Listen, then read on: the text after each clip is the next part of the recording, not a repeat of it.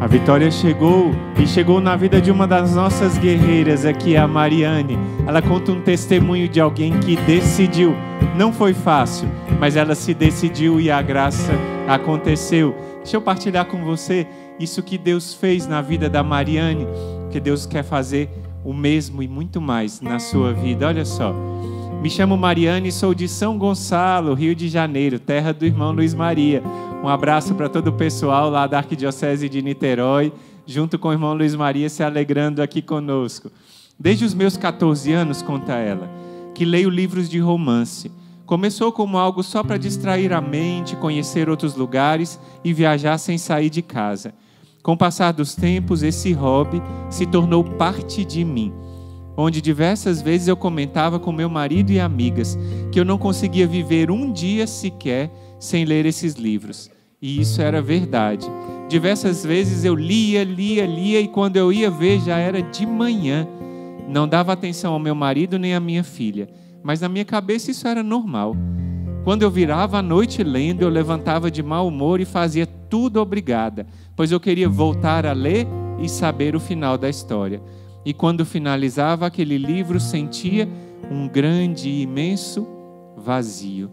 Percebia que estava faltando sentido na minha vida, mas logo esse pensamento era esquecido e eu logo ia correndo ver outro e mais outro. Veja que ela percebeu que o livro trazia um vazio na alma dela, mas ela ainda não tinha a força de vontade e a decisão de dizer não a isso. E procurava outro livro. Isso é com o livro com a Mariane, isso acontece com tantas coisas que a gente faz na nossa vida. Santo Inácio de Loyola tinha esse mesmo vício da Mariane, né? O grande Santo Inácio de Loyola, ele era viciado em livros de romance. Depois ele teve percebendo isso, que os livros de romance não traziam para ele alegria, traziam vazio, como para Mariane. Mas ela continua a história. Mas mesmo lendo, eu era participante da igreja e achava que estava tudo bem ler livros de romance. Até que um dia eu fui cortar o meu cabelo no salão de uma amiga que também é ministra extraordinária da Sagrada Comunhão da minha paróquia. E me falou da preparação para a Quaresma de São Miguel, me enviou o link, comecei a assistir e não parei mais. Essa amiga também me convidou para fazer a consagração total a Nossa Senhora pelo método de São Luís Maria.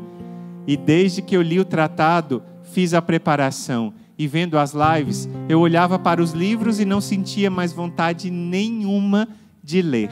E eu já sentia uma inquietação dentro de mim, uma voz em meu coração me dizendo para queimar tudo. Mas como os irmãos dizem, o inimigo trabalha no nível dos pensamentos. E logo vinha uma sugestão para não queimar, e vinham as lembranças das minhas leituras favoritas e eu deixava para amanhã. Essa coisa de deixar para amanhã, quantas vezes a gente deixa para amanhã, não é? E amanhã a gente às vezes não tem, a gente tem que fazer as coisas no hoje. E a Mariane continua. Na segunda-feira, dia 19 de janeiro, o irmão Luiz Maria falou para rezarmos e pedir para o Espírito Santo nos mostrar qual era o impedimento que estava impedindo as graças de serem derramadas nas nossas vidas. E rezar 5 minutos diante da imagem do Instagram de Jesus Misericordioso. Eu rezei e pedi a Deus que me revelasse qual era o interdito. Mas eu assisti o texto do meio-dia e o texto do combate, esperando uma palavra de ciência de vocês. Queria que fosse uma palavra de vocês. Eu já vi outras pessoas falando isso também. Estou esperando uma palavra que o irmão diga o meu nome, que o irmão diga comigo, que o irmão fale comigo. A Mariane estava aqui esperando do mesmo jeito. E aí, o que Deus falou com ela? Foi então que ontem, rezando o Pai Nosso com o irmão Luiz Maria, ele pediu no vídeo diário da imagem de Jesus Misericordioso e eu senti aquela voz que eu sempre ouvia me dizendo: filha, para que você quer ouvir de outra pessoa se eu sempre estive aqui falando com você? Eu caí de joelhos e chorei. Chorei com uma dor tão profunda e veio como um filme na minha mente. Como eu desperdicei tempo com nada. Como eu coloquei aqueles livros como ídolos. Como eu, que me julgava tão fiel ao meu marido, o traí tantas vezes com meus pensamentos em cada personagem daqueles mais de 150 livros. Fui até o quarto onde meu marido estava meditando a palavra de Deus e caí de joelhos perante a ele pedindo perdão por todos esses erros. me confessei com o padre, e quando estava separando os que eu iria já queimar, veio aquela sugestão para deixar para amanhã. Mas eu rapidamente lembrei das palavras dos irmãos e falei: quem como Deus? E você responde o quê? Ninguém, isso mesmo. E aquele pensamento foi arrancado de mim. E eu comecei a queimar os livros pelos que eram os meus preferidos, para não restar dúvida do meu amor a Jesus. Achei que seria sofrido, mas eu não senti nada, diz a Mariane. Só a vontade de queimar logo tudo. Irmãos, muito obrigado por ser a luz de Cristo em nossas vidas.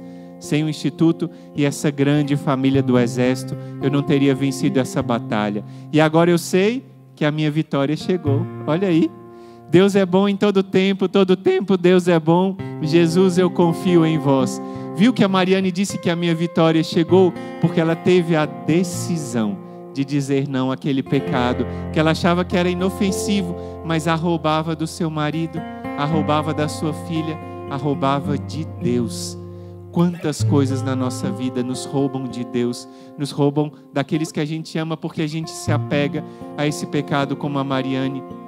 Hoje é a hora de você tomar a decisão. Talvez essa história da Mariane tenha falado ao seu coração de alguma coisa que precisa ser mudada.